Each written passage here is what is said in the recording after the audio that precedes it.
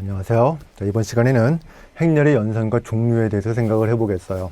우리가 1강에서 우리가 연립방정식을 행렬을 이용해서 풀 수 있다라고 하는 걸 말씀을 드렸지만 아직 이론적인 근거는 많지 않았어요. 이렇게 하니까 편리하더라. 그래서 이제 우리는 이론적인 근거를 하나씩 만들어 나가는 것이 이제 2강에서부터 우리가 하는 얘기고요.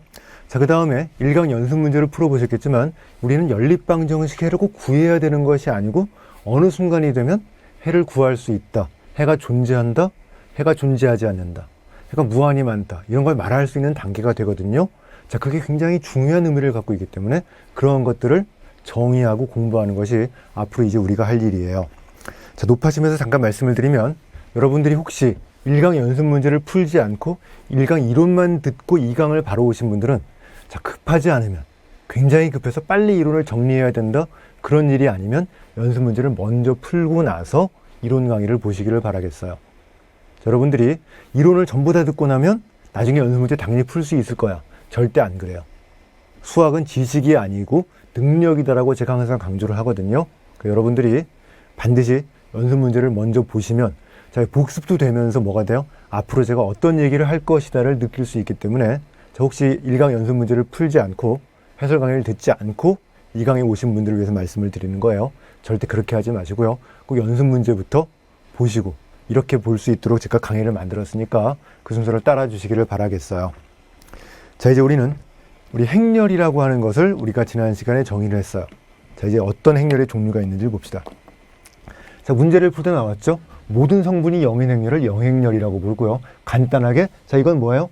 행예수 n행 n열짜리 행렬이다. 이제 이것도 알고 있으면 0이라고 쓸 거예요. 여러분들이 숫자 0하고 요 0하고 비슷해 보이지만 이건 굵게 되어 있고요. 이거는 그냥 숫자 0이에요. 조금 달라요. 인쇄를 프린트를 보시면 행렬은 좀 굵게 쓰고 있고요. 숫자는 다르게 쓰고 있어요. 이제 손으로 쓸 때는 저 차이가 안 나기 때문에 영행렬을 쓸 때 강조할 때는 여기다 줄을 하나 더 긋겠어요. 이건 숫자 0이 아니라 뭐예요? 영행렬을 뜻해요. 하지만 수학자들은 영행렬이 하는 역할을 하는 건 그냥 0이라고 쓰기도 할 거예요. 나중에 여러분들이 익숙해지면 0이라고 쓰고 상황에 따라 숫자 0을 뜻하기도 하고 상황에 따라 행렬을 뜻하기도 해요. 그때 우리 알아서 판단하면 쓸 수 있기 때문에 나중에는 구별하지 않고 막 쓰게 되겠어요. 그래서 일단 이렇게 말씀을 드리고 당분간은 저는 숫자 0과 영행렬을 구별해서 쓰겠지만 나중에 여러분이 익숙해졌다 싶어지면 그때는 이제 저도 본색을 드러내서 막 0으로 써버릴 거예요. 대표적인 예들이 이런 거죠. 1행 2열짜리 영행렬, 1행 3열짜리 영행렬 보시면 될 거예요. 연습 문제 풀이를 복습해 볼까요? 영행렬은 기하행 사다리꼴 행렬이다. 여러분 이걸 받아들일 수 있어야 돼요. 그래서 이것은 기하행 사다리꼴 행렬이고요. 또 하나 1행 1열짜리 행렬도 있어요. 1행 1열짜리 행렬은 행이 하나 열이 하나, 숫자 하나짜리도 행렬이다라는 걸 기억해 주세요. 여러분들이 그동안 봤던 실수에 대한 연산들도 아주 특별한 행렬이었다라고 생각해 주시면 돼요. 전체 행렬이에요. 행이 n개, 열이 n개인 n행 n열짜리 행렬 A가 주어졌는데 행하고 열의 위치를 바꾼 거예요. 행을 열로, 열을 행으로 바꿔 쓴 것. 이것을 우리가 뭐라고 부르겠어요? A의 전체 행렬이라고 부르고요.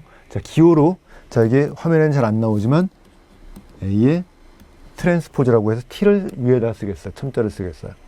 저건 무슨 뜻인가요? 행렬 A의 전체 행렬, 행과 열을 바꾼 행렬이다. 교재에 따라서 대문자로 쓰는 교재도 있어요.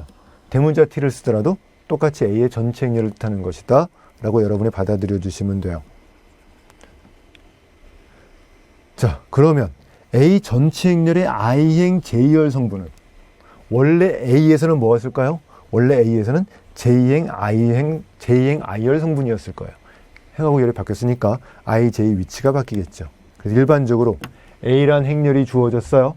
그러면 전체 행렬은 이렇게 써줄 거예요. 이제 여러분들이 이 첨자를 볼 때 제가 기본적으로 A의 I, J라고 쓸 때는 I행 J열이라고 불렀죠. 하지만 전체 행렬이라면 이건 뭐예요? I행 J열이 아니라 J행 I열이 되어버려요. 여러분들이 실제로 한번 써보세요. 그러면 확인하게 될 거예요. 여기가 원래는 1행 2열이었어요. A에서는 1행 2열이었지만 전체 행렬로 갔더니 저쯤은 몇 행 몇 열이에요? 2행 1열이에요. 그래서 여러분들이 저 첨자의 관계를 한번 잘 보는 것도 굉장히 중요해서 전치 행렬인 걸 알고 있어요. 여기가 AMN이에요. N행 N열이 아니라 몇 행 몇 열이에요? N행 M열짜리 행렬이 되어버린다. 자, 구체적으로 계산해 보면 A라는 행렬이 1, 2, 3, 4, 5, 6이라는 2행 3열짜리 행렬이 주어졌어요. 자, 그럼 A 전체 행렬은 자, 1, 2, 3행을 열로, 1행을 1열로, 2행을 2열로. 자, 그러면 1열은 어디로 가요? 1행으로. 2열은 2행으로, 3열은 3행으로 가버리죠. 그래서 요게 A의 전체 행렬. B도 마찬가지. B가 이렇게 만드는 행렬이라면 1행은 1-3이 1열로, 0일이 0일로 이렇게 만들어지는 것이 이제 전치 행렬들이 되는 것을 바로 알 수 있어요. 여러분들이 전치 행렬 자체는 행렬이 주어지면 어렵지 않게 쓸 수 있어요. 자, 나중에 여러분들이 조심해야 될 부분은 행렬을 구체적으로 주지 않고 어떻게 줬을 때 조심해 줘야 돼요? 이렇게 일반적으로 줬을 때 조심해야 돼요. 행하고 열이 뒤집혀 줄 수 있으니까 그때만 여러분들이 조심해 주면 되고요. 실제로 계산을 할 때 다루는 요령을 제가 알려드릴 거예요. 자, 정사각 행렬. 옛날 교재에서는 정방 행렬이라고 부르던 거예요. 자, 어떤 행렬이냐면 행의 수하고 열의 수가 똑같은 행렬을 정방 행렬. 자, 요즘은 정사각 행렬이라고 부르고 있어요. 이 방이라는 것이 사각형을 뜻하는 한자어거든요. 그래서 정사각 행렬이라고 이제 부르겠어요. 자, 그래서 우리 이것은 이제 2차 정사각 행렬. 행이 2개, 열이 2개. 3차, 4차 정사각 행렬이 되는 걸 확인할 수 있어요. 자, 이 정사각 행렬에서 행의 수하고 열의 수가 똑같은 I행 I열이죠. 1행 1열, 2행 2열. 이렇게 되는 것을 뭐라고 부를 거였어요? 행렬의 대각성분이라고 부르겠어요. 교재에 따라서 주대각성분이라고 부르는 교재도 있어요. 주대각, 대각 전부 다 마찬가지로 여기 행의 수하고 행과 열이 같은 데 들어있는 1행 1열, 2행 2열 이렇게 들어가는 것을 대각성분이라고 부르겠어요. 자, 3차 정사각 행렬에서도 이게 뭐가 되죠? 대각행렬, 대각성분. 이게 뭐가 돼요? 대각성분이 되는 걸 확인할 수 있어요. 자, n차 정사각 행렬의 집합을 예전의 기호로 본다 n의 n,n으로 써야 되죠. 저 n 2개 쓰기 싫으니까 수학자들이 간단히 m의 n이라고 쓰겠어요. 자, 저건 뭐예요? n행 n열짜리 n차 정사각 행렬을 전부 다 모아놓은 집합이라고 해서 우리 수업 시간에 사용을 하겠어요. 자, 그러면 이제 대각성 행렬이라고 하는 것이 뭐냐면 대각성분이 주어졌어요. 아까 이게 대각성분이죠? 이 대각성분을 뺀 나머지가 전부 다 다형인 정사각 행렬을 대각행렬이라고 부를 거예요. 자, 근데 이 대각성분 전부 다 1로 돼 있어요. 그걸 우리가 뭐라고 부를 거예요? 단위행렬이라고 부르겠어요. 이 단위행렬이 연습 문제를 풀 때 봤지만 뭐예요? 가장 대표적인 기하행사다리꼴 행렬이에요. 아주 중요한 행렬을 만들어주고요. 자, 주의할 것. 대각행렬에서 A11은 0이 될 수도 있고 0이 아닐 수도 있어요. 자, 우리 말해봅시다. 대각성분을 제외한 것이 중요해요. 대각성분은 자유예요. 연습 문제를 풀다가 논리학을 설명드렸죠? 대각성분이 아닌 이 부분들이 무엇인 게 중요해요? 이 부분들이 0인 게 중요하죠. 대각성분은 0이 되든 아니든 자유예요. 그래서 대각행렬은 여기가 전부 다 0이 될 수 있어요. 그래서 영행렬도 무엇이에요? 영행렬도 대각행렬이에요.